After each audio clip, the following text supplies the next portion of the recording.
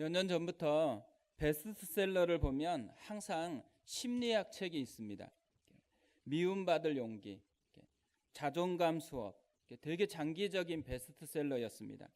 제가 대학 다닐 때만 해도 심리학 전공한다 그러면 결혼하기 힘들었거든요. 미래가 없다고 생각하니까 부모님들이 딸을 주려고 하질 않는 거예요.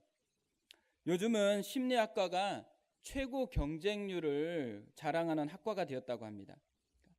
과거에 그렇게 천대받은 그 전공이 지금 왜 이렇게 인기를 끌고 있을까요? 제가 어쩌다 한국인이라는 책을 보면서 거기에 이렇게 답을 적어 놓았더라고요. 사람들도 심리학이 자신과 관련되어 있다고 믿기에, 자신이 궁금해하는 질문에 답을 제공해 줄 것이라 믿기에 심리학이 재미있는 것이다. 심리학 열풍이 일어난 이유가 뭐냐면 사람들도 심리학이 자신과 관련되어 있다고 믿기에, 그 학문이 자기에게 관련이 있고 자기가 궁금해하는 답을 주기 때문이라는 거죠. 근데 제가 이 표현 심리학이 자신과 관련되어 있다고 믿기에, 이게 한 주간 내내 마음에 울림이 되는 것입니다. 그래서 이 표현을 바꿔가지고 심리학 대신에 제가 생각하는 단어들로 자꾸 이런저렇게 질문을 해보았습니다. 신앙이 자신과 관련이 되어 있기에 신앙이 재미있는 것이다. 실제로 그럴까요? 신앙이 과연 우리 삶에 어떤 영향을 미치고 있을까? 성경 통독 가이드도 받고 1년간 일독하겠다고 또 결심했을 겁니다. 지난주에 잠언 필사도 나눠드렸거든. 필사 노트도 나눠드렸는데 진짜 성경이 우리 삶과 연관이 있을까? 성경이 우리 삶에 어떤 영향을 미치고 있을까? 또 예배는 어떨까요? 예배가 우리 삶에 어떤 영향을 미치고 있을까요? 오늘 이 예배가 내 삶을 변화시키는 능력이 된다, 이런 마음으로 예배에 참여했으면 되게 축복이 있을 겁니다. 근데 실제로 보면 끌려서 나온 경우가 되게 많아요. 가정의 평화를 위해서 끌려서 나오는 그런 경우가 되게 많다라는 거죠. 오늘 우리도 이렇게 답을 할 수만 있으면 좋겠다고 생각을 합니다. 예배가 자신과 관련되어 있다고 믿기에, 자신이 궁금해하는 질문에 답을 제공해 줄 것이라 믿기에 예배가 재미있는 것이다. 사실 오늘 말씀을 이렇게 묵상하면서 더 이런 생각이 들었습니다. 오늘 본문을 보면 믿음의 사람들을 소개하는데 첫 번째 소개하는 인물이 나옵니다. 4절에 보면 다시 한번 읽겠습니다. 믿음으로 아벨은 가인보다 더 나은 제사를 하나님께 드림으로 의로운 자라 하시는 증거를 얻었으니 하나님이 그 예물에 대하여 증언하심이라. 그가 죽었으나 그 믿음으로써 지금도 말하느니라. 첫 번째 믿음의 사람이 아벨입니다. 그리고 첫 번째 믿음의 주제가 뭐냐면 예배입니다.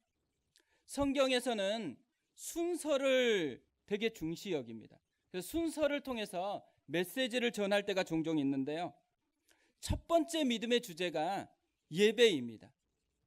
첫 번째 믿음의 주제가 예배라는 것은 그 자체로 중요한 메시지를 담고 있다라는 거죠. 예배가 모든 삶에 영향을 미치는 축복의 시작이고 축복의 열쇠가 된다라는 것입니다. 예배가 자신의 삶과 직접적인 관련이 있다라는 거죠. 그래서 예배의 성공자가 진정한 인생의 성공자가 되고 예배의 실패자가 인생의 실패자가 된다는 이야기가 있는 거죠.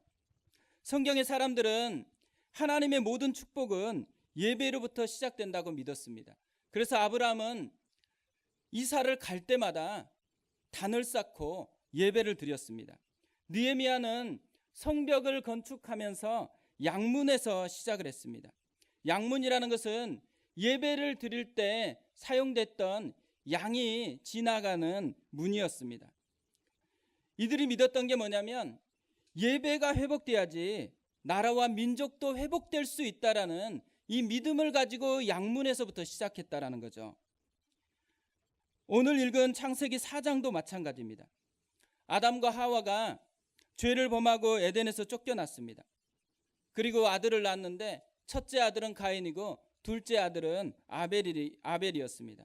가인은 농부가 됐고 아벨은 목자가 되었습니다. 그리고 이 두 사람이 하나님 앞에서 하는 첫 번째 행위, 그것이 예배를 드리는 것이었습니다. 3절 4절인데요.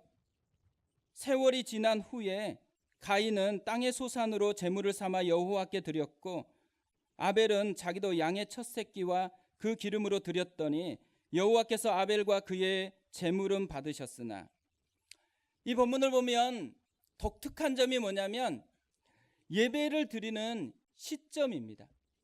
예배를 언제 드리기 시작했냐면 세월이 지난 후에입니다. 이 말은 이들이 처음부터 예배를 드리는 것은 아니었다라는 말이죠. 그냥 자기 힘으로 열심히 살았습니다. 그런데 세월이 지나면서 예배를 드려야 되겠다는 생각이 들었어요. 세월을 통해서 뭔가 깨달은 게 있었던 거죠. 이들이 깨달은 게 뭐였을까요? 차이라고 생각합니다.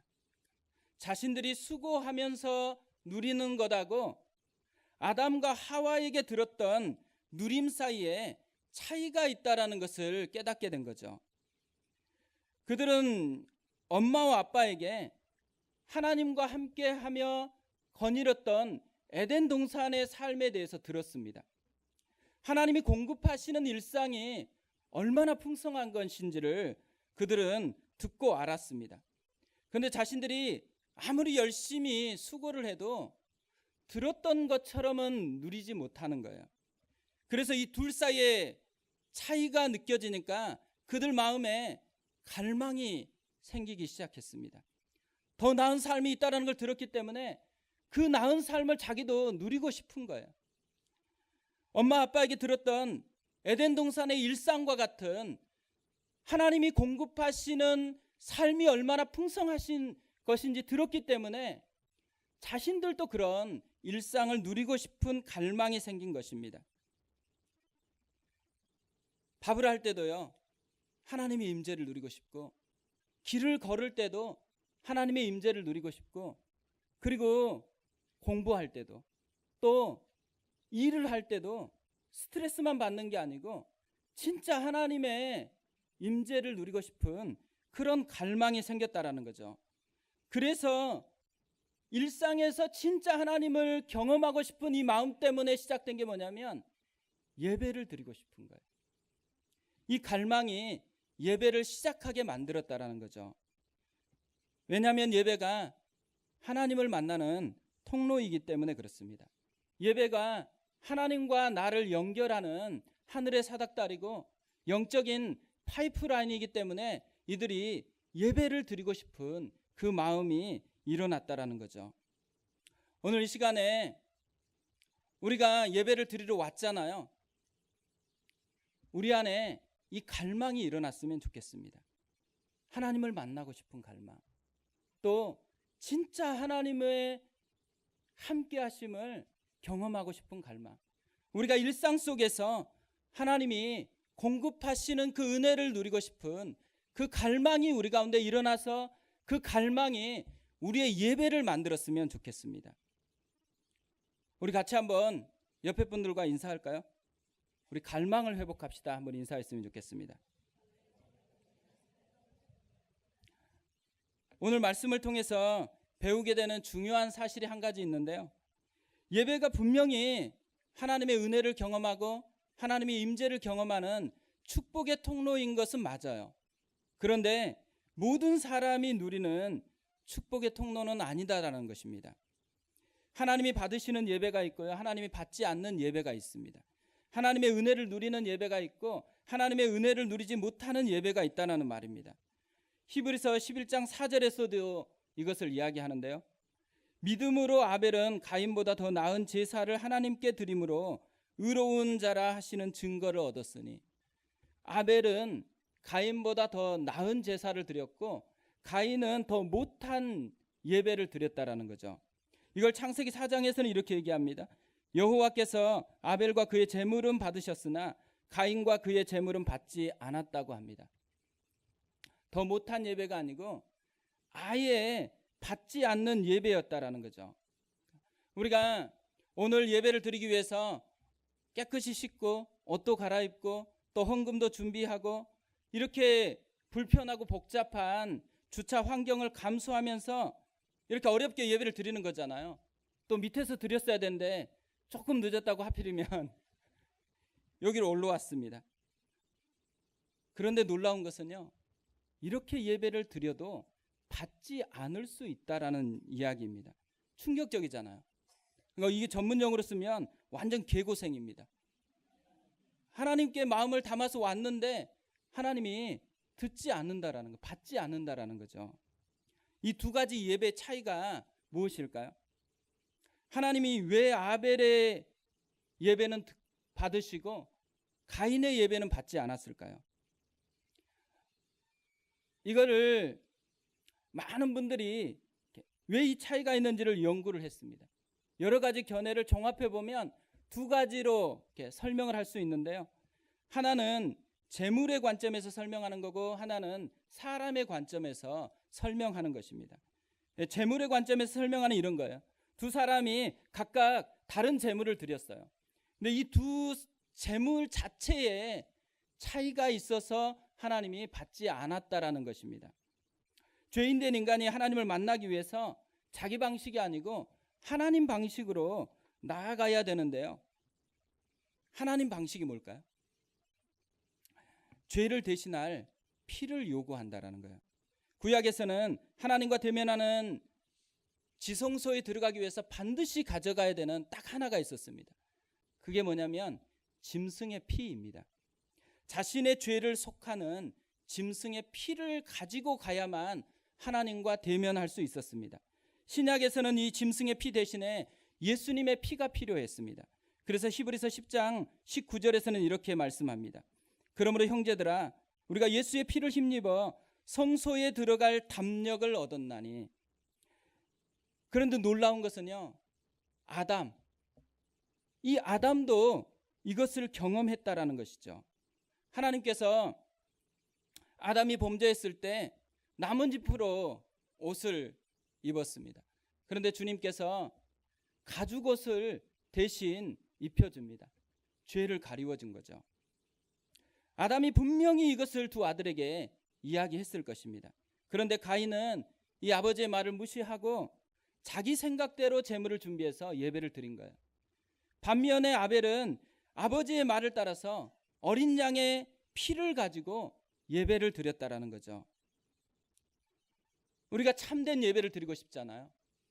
예수님께서 참된 예배를 드리기 위해서는 두 가지가 반드시 필요하다고 말씀을 하셨습니다.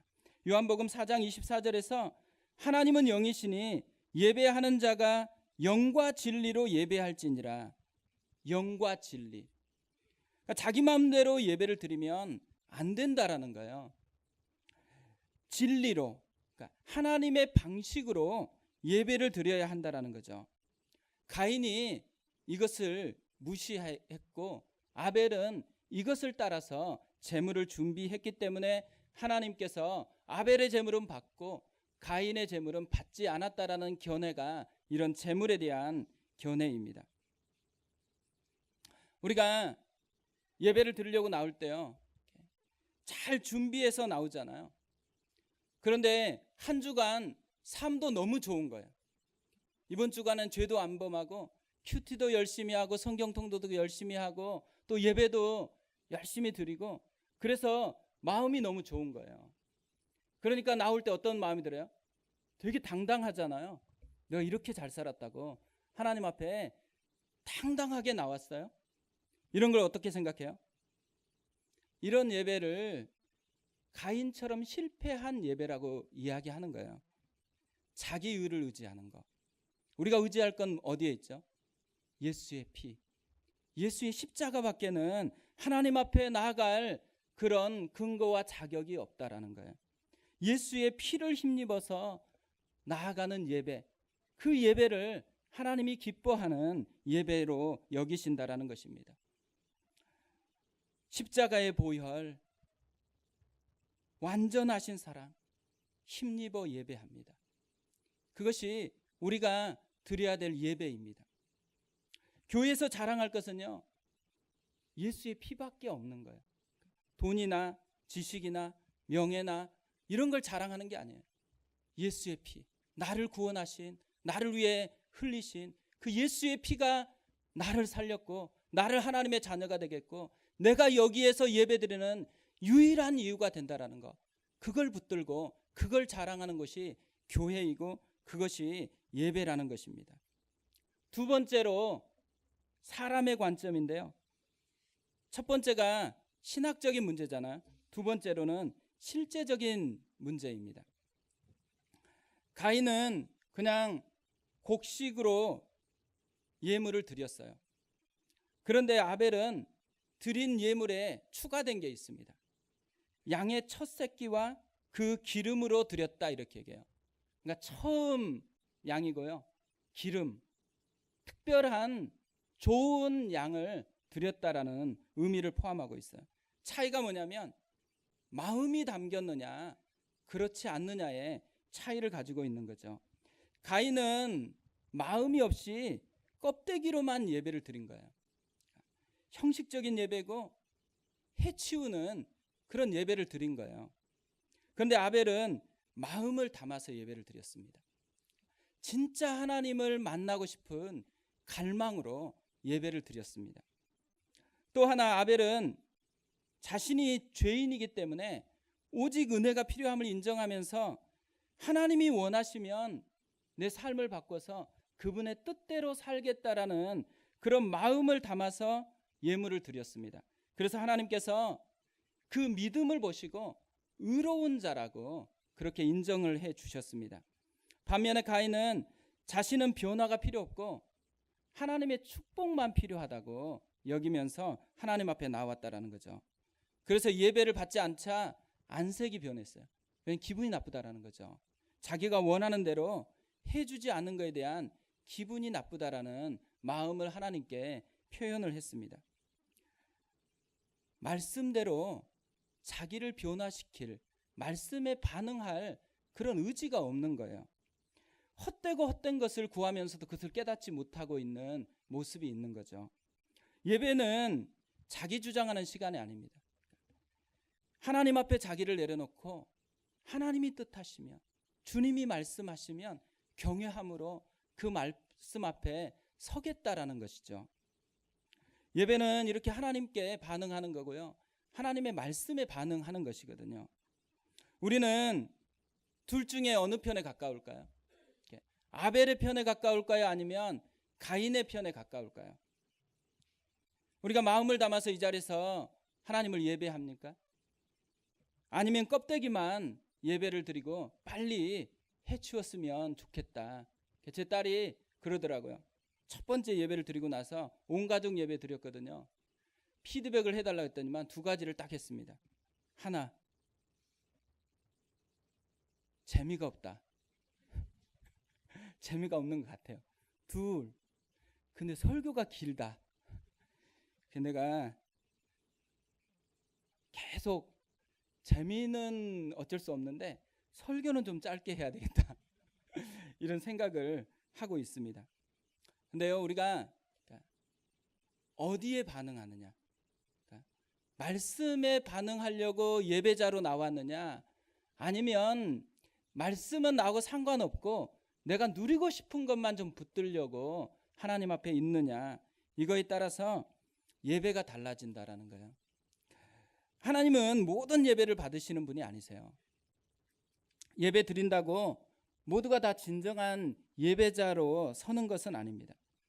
우리가 이왕 예배 드리는데 진정한 예배자로 하나님 앞에 예배를 드렸으면 좋겠습니다. 아벨처럼 이런 진정한 예배자가 되기 위해서 필요한 두 가지를 좀 나누겠는데요. 첫 번째로는 단 한 번의 예배라도 소홀히 여기지 말라는 것입니다. 오늘 창세기가 우리에게 보여주는 중요한 사실 중에 하나는 여러 번 예배를 드린 결과로 얘기하는 게 아니고요, 단 한 번의 예배에 대한 이야기입니다. 단 한 번의 예배에 실패하니까 가인이 마음의 분노에서 동생을 살인하는 사람이 되었습니다. 단 한 번의 예배가 인생을 바꾸는 거예요. 그러니까 단 한 번의 예배라고 소홀히 하지 말라는 것입니다. 제가 대학 1학년 때 CCC라는 선교단체에서 예배를 드렸거든요.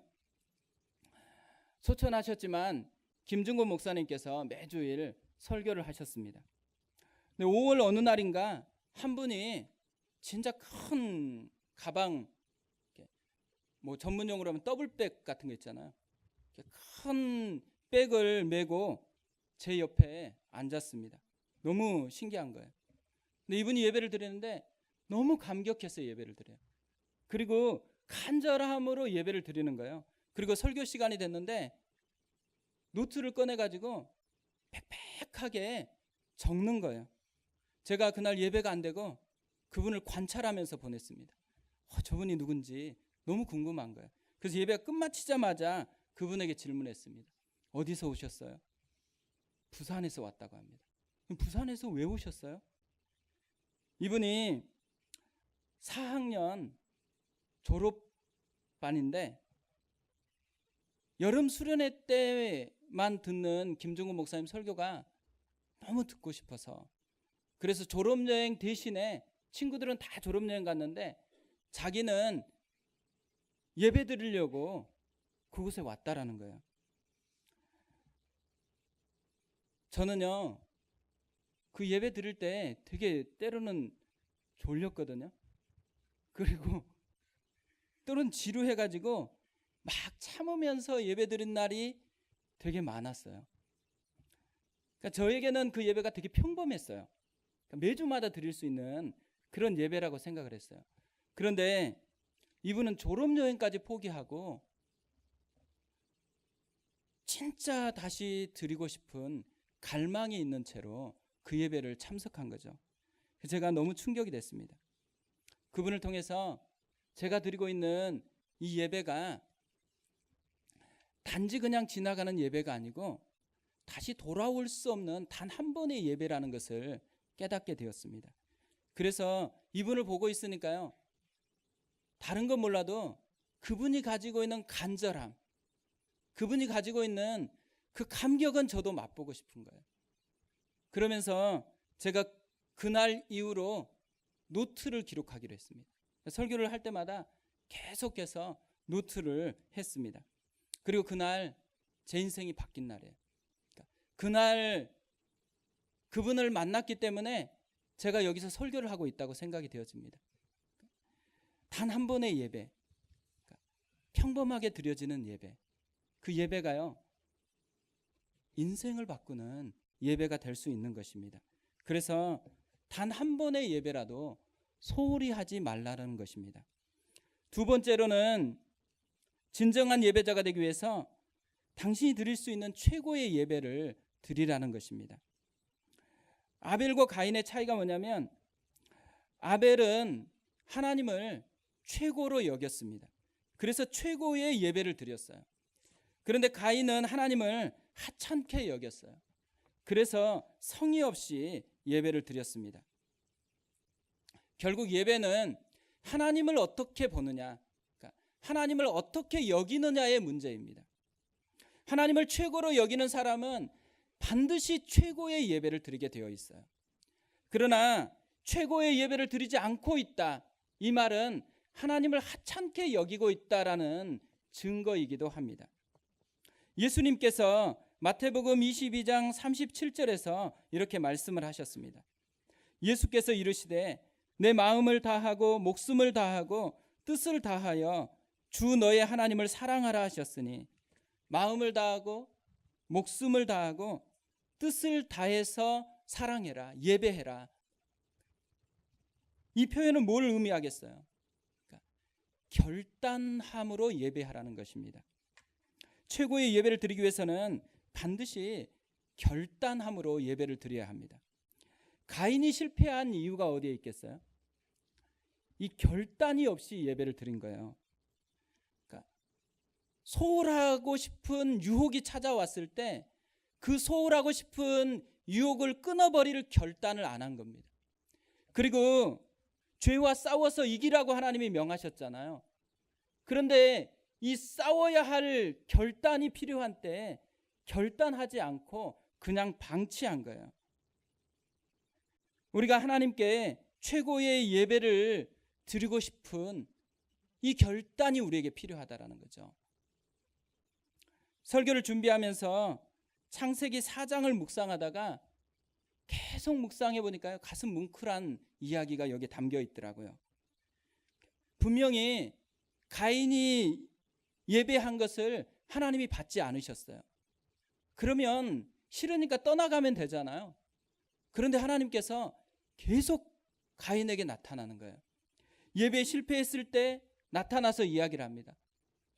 죄의 유혹이 너 앞에 있으니까 너 죄를 다스려라. 그런데 가인이 무시해요. 그리고 동생을 죽여요. 그러면 더 분노해서 안 나타날 것 같잖아요. 그런데 하나님이 또 나타나요.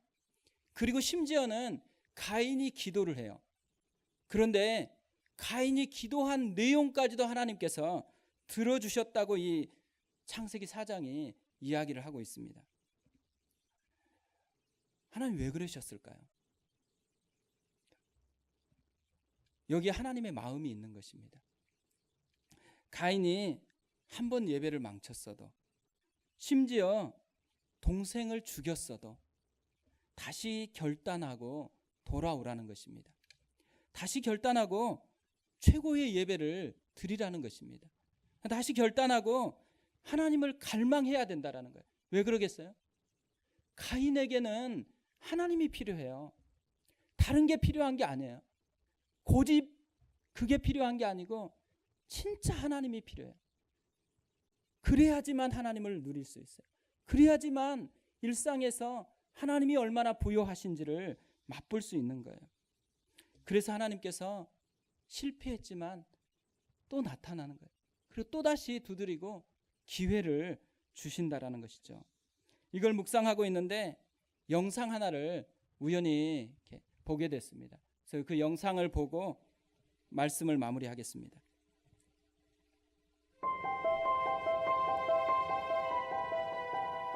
마음이 짠한 아이죠.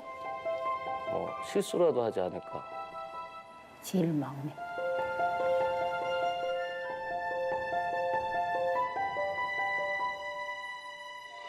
다른 아이들 같은 경우는 막 엄마 손도 많이 가고 빨래 같은 거 뭐 이런 것들도 다 엄마가 해주잖아요. 근데 얘는 일찍부터 지가 빨래하고 가고 널고 동생하고 같이 어린이집을 보내거든요. 그러면 항상 동생을 거기서도 챙겨주고 걔 끝까지 책임지고 다니는 거의 독립적인 생활을 하는 아이잖아요. 그래서 안 됐죠. 자꾸 나를 생각해 주니 제가 돈을 못 쓰더라도 참 어머니 뭐 해주고 그래요. 아픈 데 있어도 질질 끌지도 않았어요. 전도 너무 애떡하고. 넘어졌어요. 야단을 쳤죠. 그러냐고, 일어나라고, 왜 누워있냐고. 근데 알고 보니까 뇌진탕으로 쓰러져가지고 못 일어나는 거예요. 그러고 나서 병원에 실려갔죠. 그런데요, 우리 기림이가 채원이가. 우리 현민이가 평창올림픽에 나간대요. 자기가 좋아하는 운동이지만 녹초가 된 거예요.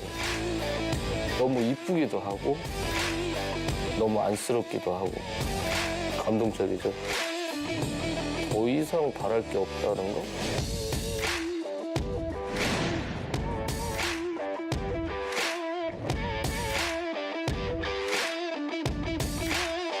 한다는 애 어떡하. 힘이 안 들 되게 있나.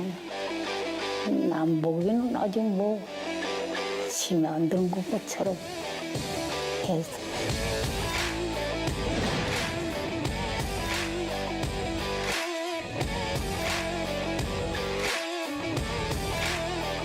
저런 데서 뛴다는 건 상상도 못했기 때문에 깜짝 놀랐죠. 근데 여기까지 왔대요.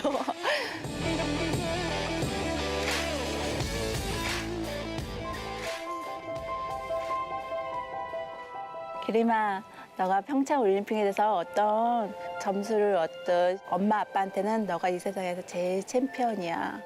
최선을 다하고 몸 다치지 말고 정말 파이팅 했으면 좋겠다, 아빠는. 올해는 그래도 마지막인데 가보긴 가봐야 되는데. 채원아, 네가 그렇게 하고 쫓아다니는 거 보면 참 난 더 말 못하겠다. 열심히 하는 거 보기 좋다. 자세. 제가 저 영상을 보는데 하나님의 마음이 좀 느껴지는 거예요. 세상의 사람들은 선수들을 바라볼 때 얼마나 잘하냐, 몇 등 했냐, 이거밖에 관심이 없어요. 그런데 부모님들은 그거에는 전혀 관심이 없어요. 그 아이가 관심이야. 아이가 소중하다라는 거죠. 하나님이 가인을 통해서 주는 메시지가 여기 있다고 생각합니다. 가인이 실패를 했어요. 사람들은 실패에 관심이 있어요. 뭐 저런 놈이 다 있나? 여기에 포커스가 있어요. 근데 하나님은 가인에게 포커스가 있어요. 실패했어도 가인이 다시 일어섰으면 좋겠어요. 이 부모님들이 했던 말, 어떤 점수를 얻던 엄마 아빠는 이 세상에서 내가 제일의 챔피언이야. 최선을 다하고 몸 다치지 말고 정말 파이팅 했으면 좋겠다. 잘해. 예배는요, 세상의 소리로 가득 채워졌던 우리의 마음을 다 비우고 하나님의 소리로 다시 채워서 가는 거예요. 우리의 죄, 우리 상처, 우리 힘들었던 거, 하루하루 살면서 왜 나는 이렇게밖에 안 되지? 이런 마음으로 우리의 마음이 가득 채워졌을 때 그 모든 것을 예수님의 십자가에 내려놓고 예수님의 피로 다시 다 덮는 거예요. 그리고 다시 시작하는 거예요. 다시 결단하는 거예요. 다시 갈망하는 거예요. 다시 하나님을 꿈꾸는 거예요.